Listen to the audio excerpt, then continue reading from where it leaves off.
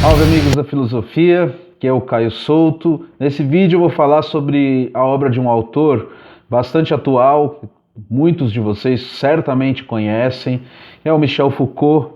Eu fiz um recorte aqui sobre a obra dele, que diz respeito especificamente ao que nós estamos vivendo hoje, com essa pandemia do coronavírus.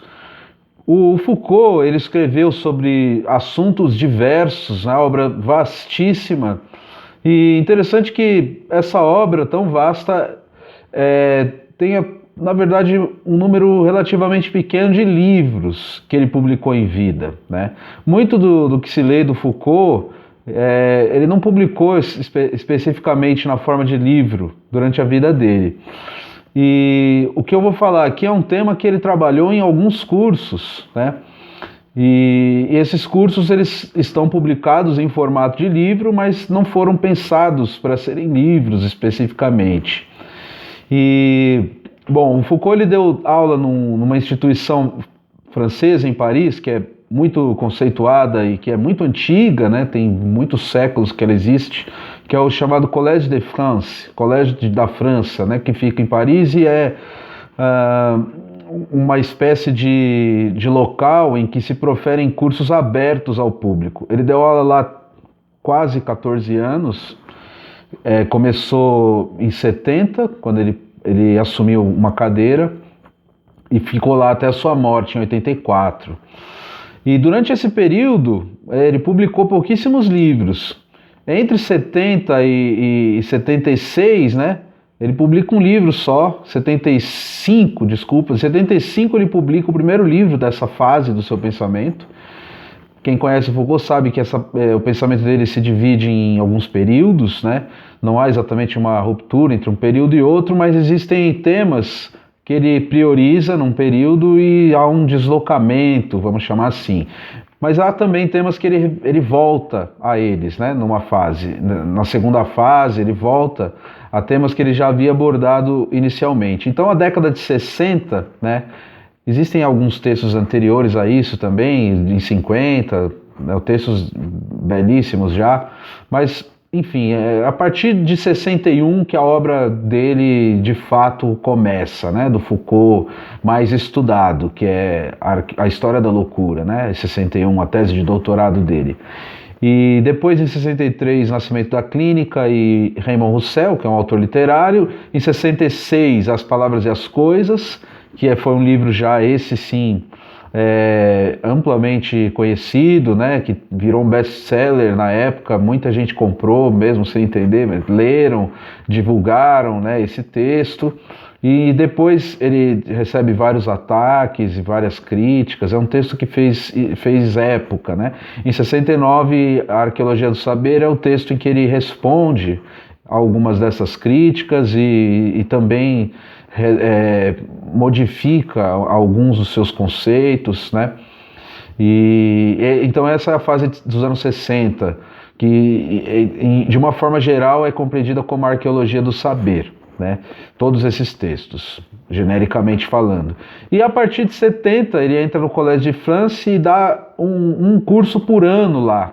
Teve só um ano que ele não deu, que foi um sabático de 78. Até 84 ele deu um curso por ano. E todos esses cursos ele escreveu as aulas e depois foram publicados. Hoje estão aí já disponíveis. Em português quase todos estão traduzidos já, em francês todos já estão publicados. E em 75 é quando ele publica o primeiro livro dessa nova fase de 70, né? Que é O Vigiar e Punir. Esse livro é um livro muito influente. Ele descreve o nascimento da prisão como modelo disciplinar. E depois, no ano seguinte, 76, é o ano que ele publica o segundo livro dessa fase, que era um projeto, né, de uma história da sexualidade, que ele publica o primeiro volume desse projeto. Ele faz lá um planejamento para vários volumes, depois ele muda esse projeto, mas o primeiro volume ele publica como ele tinha planejado, em 76, com o título A Vontade de Saber. E depois vem um longo silêncio. Ele só vem a publicar um novo livro no ano da sua morte, que é o segundo e o terceiro volume publica quase simultaneamente e já ia publicar o 4º volume também da História da Sexualidade. Esse 4º ele faleceu enquanto ele terminava de corrigir as provas, foi publicado agora recentemente, um póstumo, né, do Foucault, e o 2º e o 3º volume foram publicados no ano da sua morte com os títulos O Uso dos Prazeres e O Cuidado de Si. Bom, então isso já me adiantei aos anos 80, né? Mas só para dizer que a obra publicada por Foucault em vida, né, é relativamente curta, apesar dele ter escrito muito, né? E então, dentre esses cursos, né, que são 13 cursos no Collège de France, existem 3 deles que são da mesma época, sucessivos, né? Os de 76, 77 e 79. Em 78 foi o ano sabático. Esses 3 cursos abordam um tema que já aparece no último capítulo da Vontade de Saber, né? Que é um tema que hoje virou um novo campo de estudos, né? E que existem muitos pesquisadores trabalhando com isso hoje em dia, que é a chamada biopolítica. Ou biopoder, né? São termos diferentes, mas os 2 termos aparecem na obra do Foucault na mesma época.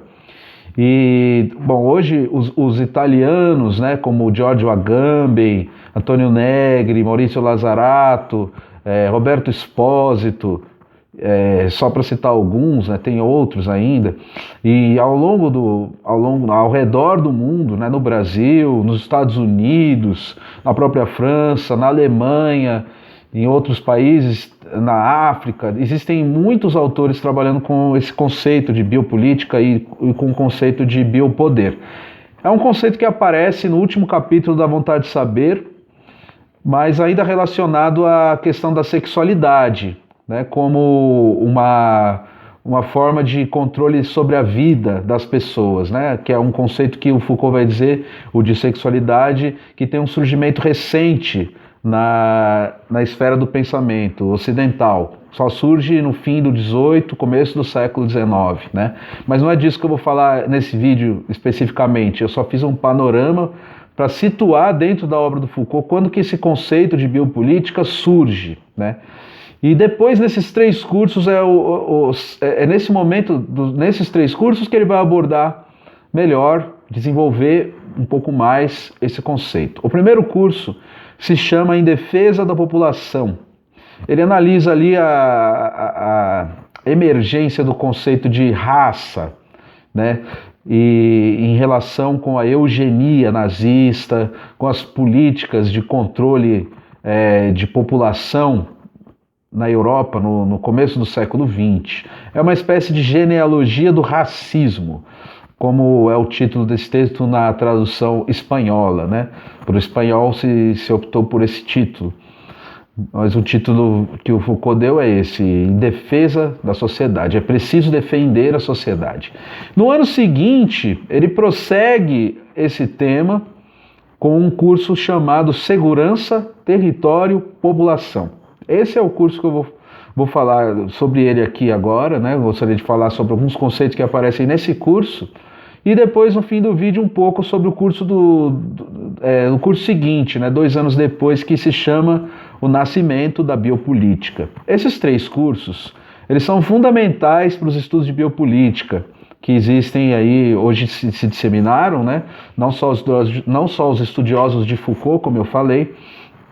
E o que ele escreve ali no Segurança, Território e População? Bom, lá no Vigiar e Punir, ele tinha descrito o que seriam as sociedades disciplinares. Então, as sociedades disciplinares seriam aquelas que têm a prisão como modelo. A prisão, o que é a prisão? A prisão é, antes de tudo, um modelo de constituição do espaço social, né? O modelo prisional é um modelo arquitetônico, é um modelo de confinamento dos corpos dos indivíduos, de um grupo de indivíduos específico, né, como são os chamados delinquentes, que praticam condutas que são consideradas crime numa determinada sociedade e que devem ser isolados do convívio social. Então esse é o modelo da prisão. O que o Foucault tem como tese central dessa obra é dizer que a prisão ela emerge na sociedade ocidental no mesmo momento em que outras instituições também adotam esse modelo arquitetônico, também adotam esse modelo de controle dos corpos dos indivíduos. Então não são só as prisões que surgem nessa época. Ele está falando do começo do século XIX, fim do XVIII, começo do XIX. Também surgem ali as escolas, como mais ou menos como se conhece hoje, claro, não exatamente como se conhece hoje, mas com esse princípio, né, de confinamento, de isolamento dos corpos daqueles que estão em idade escolar, separando esses corpos dos outros, né, de uma sociedade, o hospital, que vai separar os doentes dos demais, o hospício ou asilo, que vai separar os loucos dos demais, o asilo para idosos, que vai separar os idosos dos outros, e todos esses, a fábrica também, né, que vai separar aquele que está em idade de trabalhar, que tem condições de ter a sua força de trabalho explorada. Então a fábrica vai ser o lugar dos corpos que não são doentes, que não são idosos, que não são crianças, que não são delinquentes, mas ela também segue o mesmo modelo, o mesmo princípio da prisão, como modelo arquitetônico. E como é que funciona esse modelo arquitetônico, né, que é o modelo da sociedade disciplinar? Ele tem alguns princípios que o Foucault descreve lá, né? O principal deles é que esse grupo de indivíduos ele vai ser vigiado constantemente, né? E essa vigília vai ser feita não exatamente por um olhar externo, por um olhar um olhar que fique vigiando efetivamente essas pessoas. Vai ser construído um princípio tal que as próprias pessoas vão se vigiar a si próprias, porque é como se existisse esse olhar que as vigiasse, mas esse olhar pode ser que não exista. Então, por exemplo, quando a gente vê uma câmera ligada, ou mesmo ela pode estar desligada, né? E se ela estiver ligada, pode ser que ninguém esteja vendo, né, o que ela está filmando. Então, ao ver uma câmera, eu já modifico o meu comportamento, eu já passo a me comportar tal como se eu estivesse sendo vigiado. Então é mais ou menos isso que o Foucault descreve, né? Só que o modelo prisional, ele é a primeira a tecnologia de vigilância que possa se disseminar para toda uma população, antes do surgimento das câmeras, né? E como é que é essa tecnologia? O Foucault encontra num autor inglês chamado Jeremy Bentham um modelo, né, dessa arquitetura. E o Bentham tem um texto chamado O Panóptico, que é um texto que ele publicou, Panopticon, em que ele descreve um modelo lá de sociedade, um modelo arquitetônico, né, no qual existiria um centro, né, uma torre central, uma espécie de torre central, e em volta dessa torre, como se fossem dispostas certas celas, né, em francês o termo é célula, que tem a ver com a célula biológica, né? Mas nesse caso a tradução é cela, né? Uma cela de prisão, ou um quarto de hospital, uma sala de uma escola, né? Enfim, todas essas formas de construção arquitetônica seguem esse mesmo modelo, o modelo ideal construído pelo Bentham, que tem uma torre central, e nessa torre estaria potencialmente, não precisa estar necessariamente ali, uma pessoa vigiando todas as celas. E o interessante é que uma cela não pode observar exatamente o que acontece na cela do lado, mas ela pode ser observada pela torre central. E eu não preciso pôr ninguém nessa torre central, porque só o fato de saber que é possível que haja alguém lá me vigiando, eu já vou começar a me vigiar. E aí o meu vizinho, né, ele também vai se vigiar a si próprio. E na medida em que todos se vigiam a si próprios, eu tenho uma sociedade de vigilância que não necessariamente precise de um rei, né, que vigie todos, um monarca, um poder central, soberano que vigia todos. É assim que começa uma disseminação do poder disciplinar, segundo Foucault, que lá no caso francês vai suplantar o poder monárquico, quando tem a Revolução Francesa, né? Então ele vai dizer que quando a burguesia como classe assume o controle das instituições políticas na França, esse poder disciplinar vai suplantar o poder monárquico, que ele chama de poder soberano, né? Então esse livro, Vigiar e Punir, traça uma descontinuidade histórica entre dois modelos políticos. O que ele vai perceber logo em seguida? Que o Vigiar e Punir é de 75, então o conceito de biopolítica vai surgir no fim do livro de 76 e nos cursos que começam de 76 a 79. Ele vai começar a pesquisar uma nova forma, que não é mais a disciplinar e não é ainda como era a forma soberana.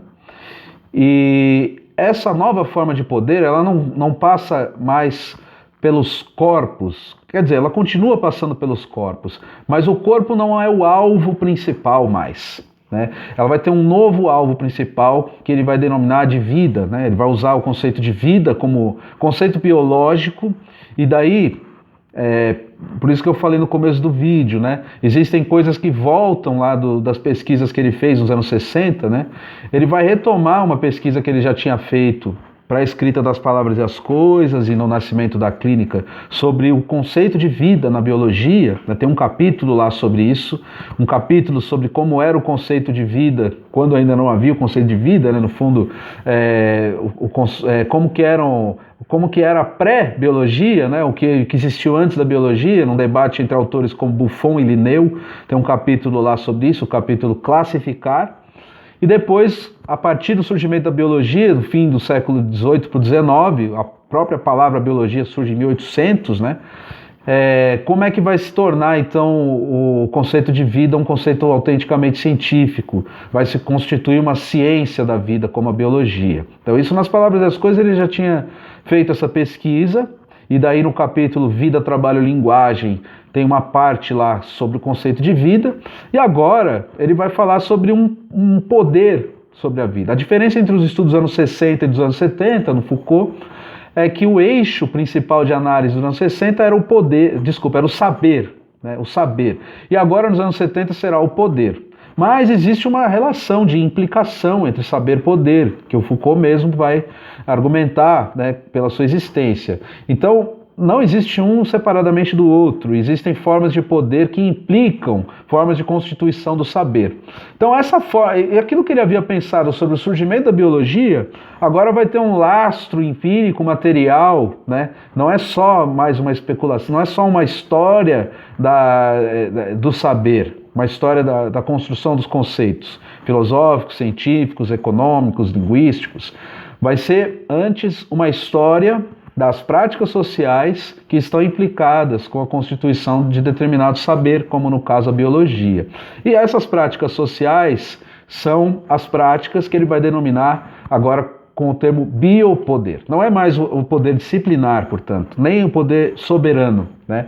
O poder de um rei, o poder soberano era assim, né? Um rei que decide quem vai ser separado do convívio social, quem vai morrer, quem vai ser supliciado em praça pública. Esse era o poder soberano, do monarca, um poder descomunal de um monarca sobre os seus súditos. O poder disciplinar, esse da prisão, né, que ele estudou no Vigiar e Punir, já era mais disseminado, já não necessitava exatamente da figura do monarca, por isso que o monarca pôde ser degolado pelos franceses, e esse modelo depois vai se disseminar por toda a Europa, né, o modelo que ele vai também chamar de burguês. E por fim, agora vai haver um terceiro tipo. E no texto Segurança, Território e População, ele dá 3 exemplos de 3 doenças que podem marcar essa transição entre 3 tipos de poder. Isso que é muito interessante. Quais são essas 3 doenças? A primeira delas é a lepra. A segunda delas é a peste. E a terceira delas é a varíola. 3 doenças que foram muito importantes na história europeia, porque dizimaram a população europeia, tiveram mazelas sociais terríveis as 3, mas cada uma delas resultou numa forma de controle da população muito distinta. E o coronavírus é uma forma nova de doença que certamente vai resultar numa outra, e já está resultando numa outra forma de controle das populações. Então vamos falar primeiro de como que o Foucault analisa essas três, entender o que é o conceito de biopolítica. Depois eu gostaria de falar um pouquinho sobre o curso subsequente, para daí a gente tentar fazer uma reflexão sobre o coronavírus, e já tem muita gente fazendo essa reflexão, estou só tentando aqui contribuir de alguma forma, né, trazendo o Foucault, que é um autor fundamental para trabalhar essa questão, né, da relação entre poder, vida, população, estatística, medicina social e tudo mais. Então, como é que funcionou a lepra, segundo a análise do Foucault, lá no Segurança, Território e População? Bom, a lepra, ela acontece no modelo do poder soberano. Então, quando alguém era encontrado com lepra ou possivelmente desenvolver essa doença, no entender dos médicos da época, né, ela era afastada do corpo social, de maneira simples, né? Então a sociedade era dividida, passou a ser dividida em duas, né? Os que contêm a lepra, os que contraíram a lepra e os que não contraíram a lepra. E ele faz uma análise paralela com um modelo que ele chama ali nesse texto de jurídico penal do poder, né? Como é que é esse poder jurídico penal? Funciona da mesma forma como o monarca e o médico na época monárquica define alguém, né? Se ela é portadora ou se ela contraiu a lepra ou não, e é um modelo binário, portanto. Tem o lepra ou não tem o lepra. Quem tem lepra é separado. O modelo jurídico penal diria, né? Se você comete um crime, você deve ser separado do convívio social de maneira pura e simples. O que vai acontecer com a peste? A peste, ela já vai acontecer num outro modelo, que é o modelo disciplinar de controle das populações.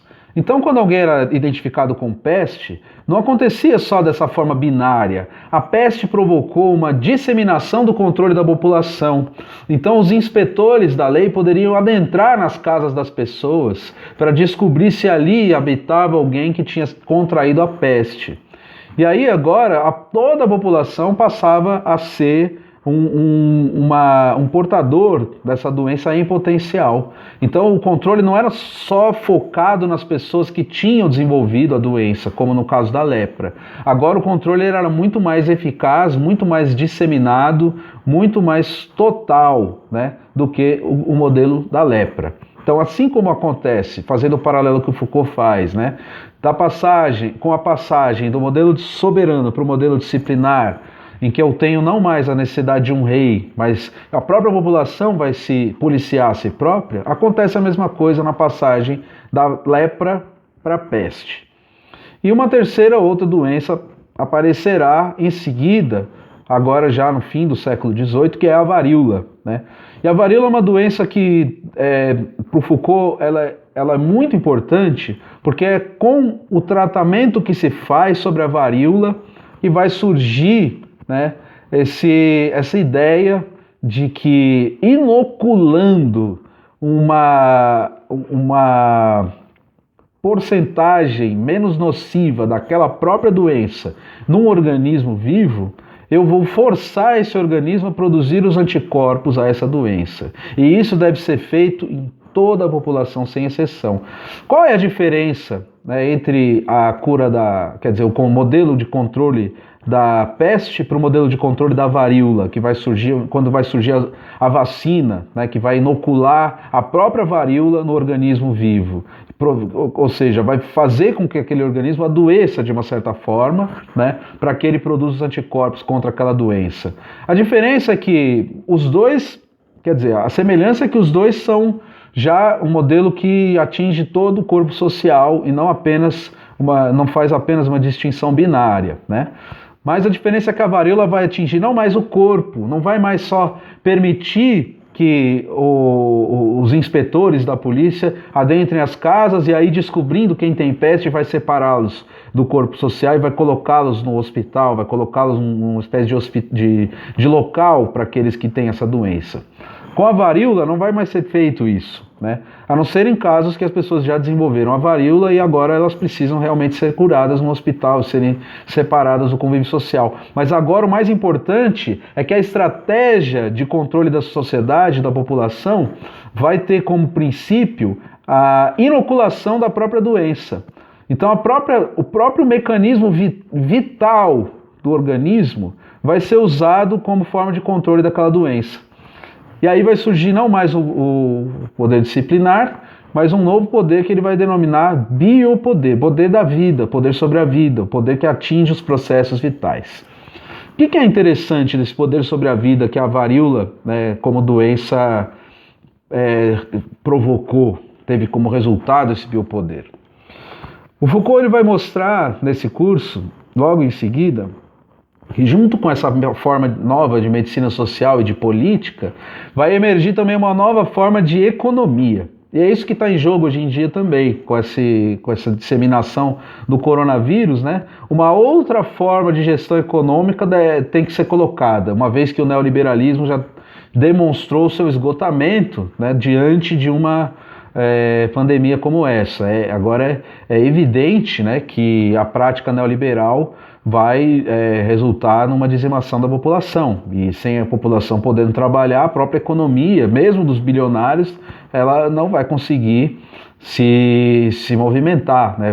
Vai começar a se estagnar irreversivelmente. Não tem, quer dizer, essas práticas neoliberais estão se mostrando, estão demonstrando seu esgotamento mesmo para aqueles que se beneficiam dela. Não estou falando aqui das populações, não, dos próprios capitalistas, né?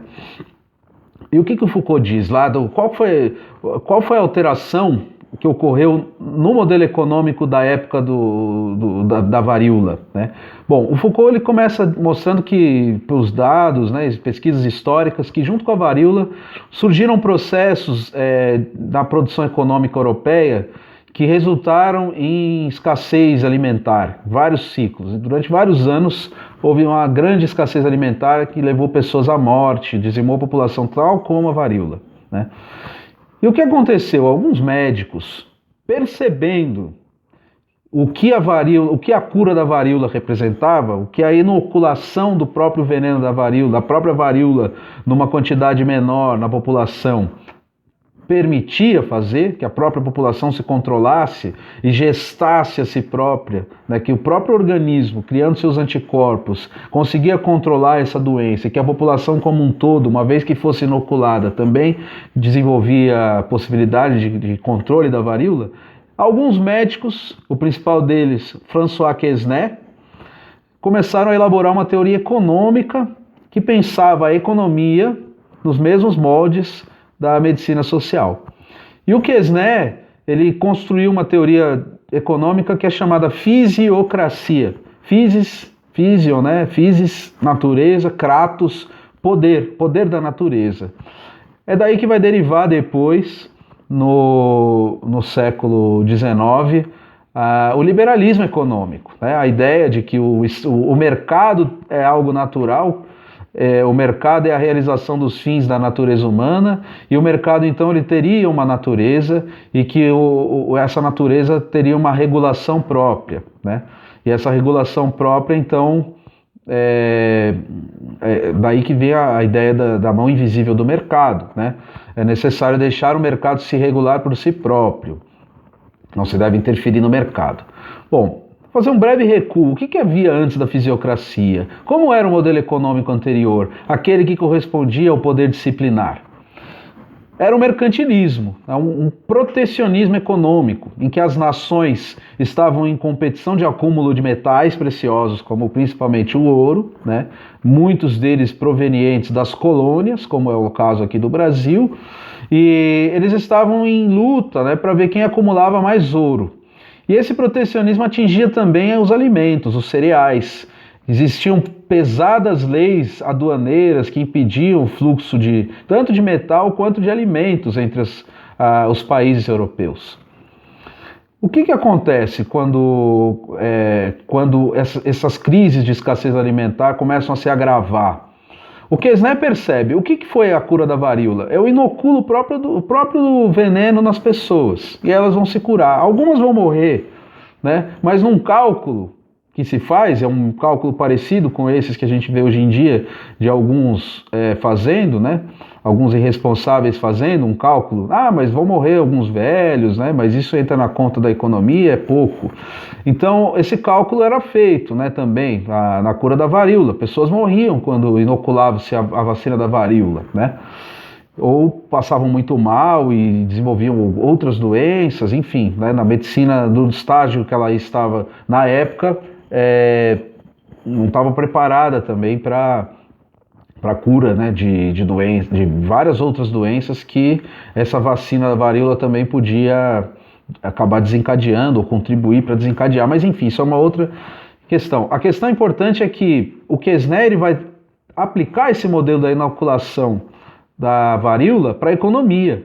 E vai dizer então, e se eu deixar essa escassez alimentar acontecer, ao invés de proteger o mercado para que essa escassez não ocorra, e se eu permitir, é claro, o Estado vai tentar mitigar os efeitos, né, impedir que uma parcela muito grande da população morra. Alguns vão morrer, mas serão menos do que se eu proteger durante um ano uma safra e tentar contrariar as leis da natureza, né?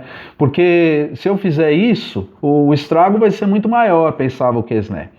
E assim ele constrói uma ideia que vai fazer escola, vai ser aplicada e que vai corresponder ao biopoder na economia, que é a fisiocracia, né? Laisser-passer, deixar passar, né? Laisser-faire, deixar fazer.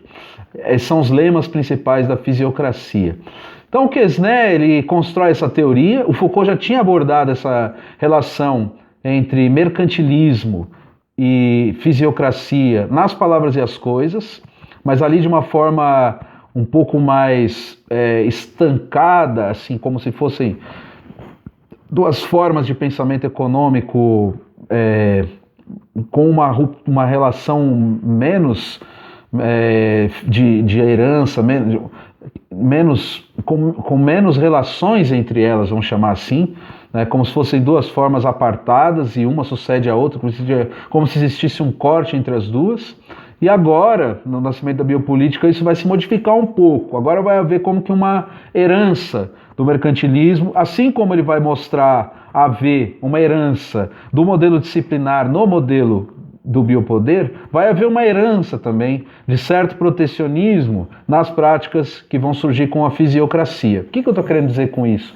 Que a ruptura não é radical mais. O Foucault não vai trabalhar mais, quando ele vai fazer os estudos nos anos 70, com a ideia de cortes radicais, né? E sim com a ideia de filiações e de modificações do foco. Ele vai usar essa palavra, né? O foco vai deixar de ser o corpo, passar a ser a vida, né?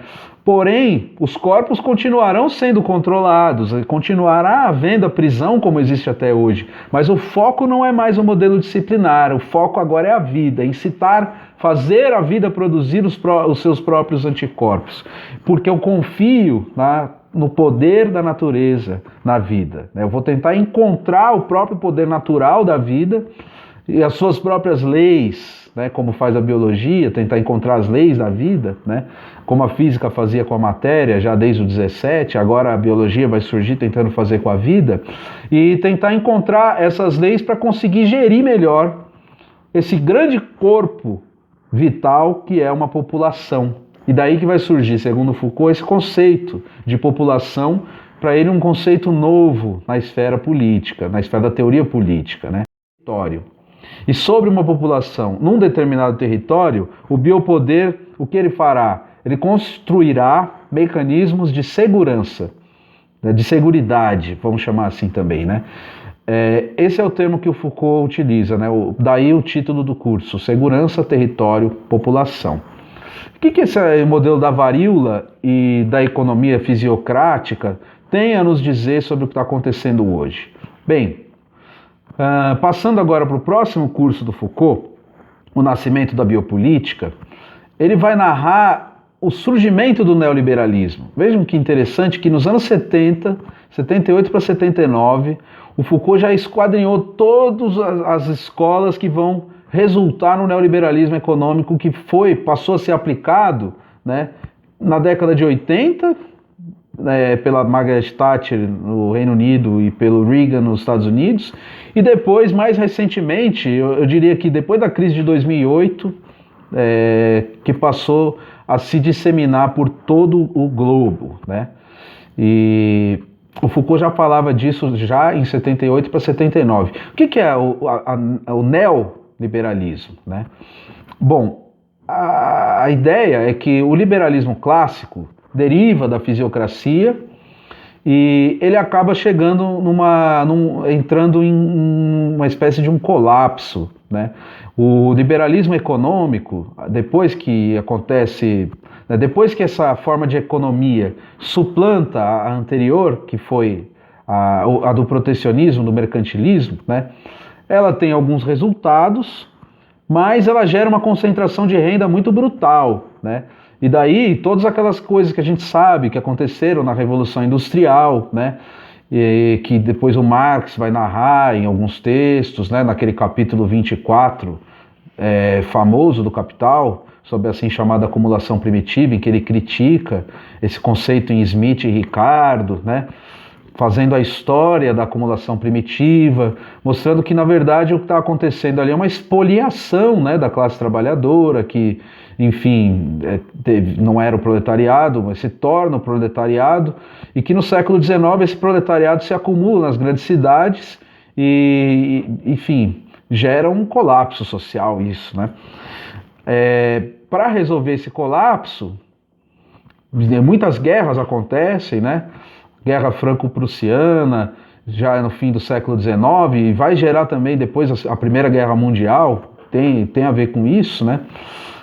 Revolução Russa, as revoluções nas Américas, tudo isso, para se colocar uma outra forma de gestão política e econômica das sociedades que mitigasse um pouco os efeitos do capitalismo, se construíram a social-democracia é uma dessas, né, diversas formas de pensamento. O keynesianismo já é depois, né, mas entre guerras e sobretudo depois da Segunda Guerra Mundial, vão surgir outras formas de gestão econômica e política das populações, né? Sobretudo a criação do estado de bem-estar social na Europa e também nos Estados Unidos, né? O que significa isso? Significa que o Estado deve promover condições mínimas da população, conseguir sobreviver, conseguir se alimentar, conseguir ter um mínimo de lazer, conseguir ter uma escolaridade para os seus filhos, uma segurança na velhice, esse tipo de coisa, né? O básico que o Estado deve promover para a população, né? E acontece que do outro lado, né, do lado dos capitalistas e dos banqueiros, né, começam a surgir alguns autores, alguns teóricos e vão fazer uma crítica, né, dessa nova forma que vai surgir com força no fim dos anos 40, né, depois da Segunda Guerra Mundial. E daí o Foucault traça lá a história, né, dessa teoria neoliberal, mostra que tem algumas vertentes, inclusive. As duas principais são o ordoliberalismo alemão e a escola austríaca, né, de Hayek, Milton Friedman, que agora aparece aí novamente como uma grande novidade, mas enfim, nada mais é do que uma das duas escolas do neoliberalismo que foi pensado ali entre os anos 40 e 70, que o Foucault estudava já e que escreveu sobre isso nesse texto, né?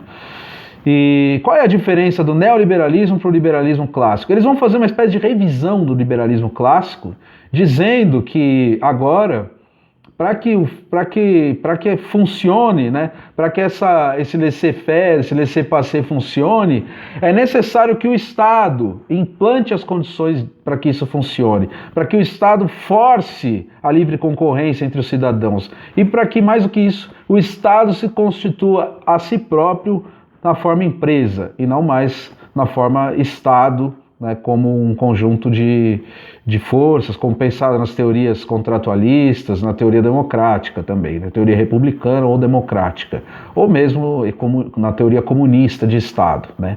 Então esses neoliberais, pensam o Estado, não que eles pensem a abolição da figura do Estado, né? eles pensam ao contrário, e aí vão derivar duas formas de pensar a relação do Estado. O ordoliberalismo é uma delas, que depois vai acabar sendo utilizado na Constituição da União Europeia, né, o modelo alemão de liberalismo. E o outro é o Estado mínimo, mas ele é mínimo na interferências das relações econômicas das empresas, da livre concorrência das empresas e também dos indivíduos considerados como empresas.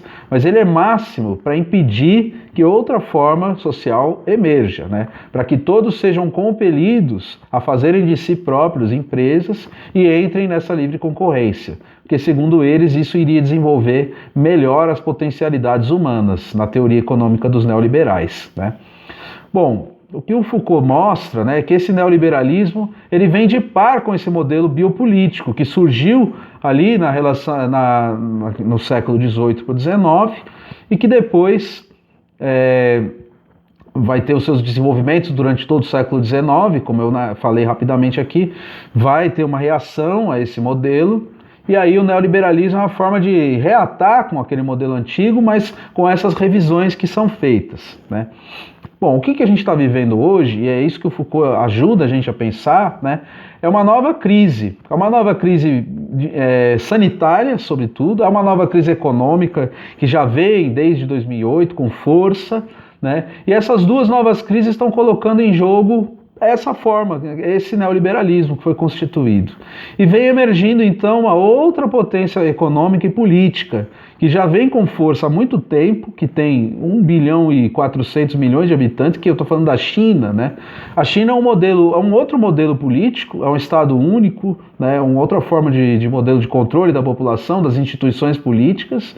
É um outro modelo econômico, diferente do americano, diferente do europeu, modelo asiático de produção, e não é só a China, né? Outros países também, Coreia, Singapura, o próprio Japão, né?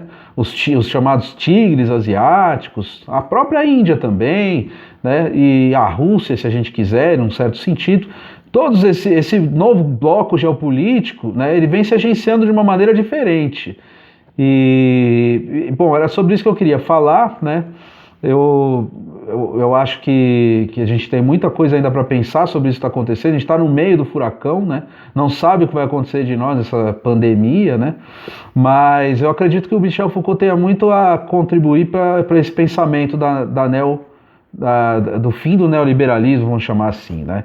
E para que não venha algo, enfim, ainda mais aterrorizador do que o neoliberalismo. Mas, de certa forma, o que está se constituindo aí é um modelo que penetra mais profundamente ainda na forma vital, né, do ser humano e das populações, dos processos vitais, né? Com essas novas tecnologias de controle social e tudo mais.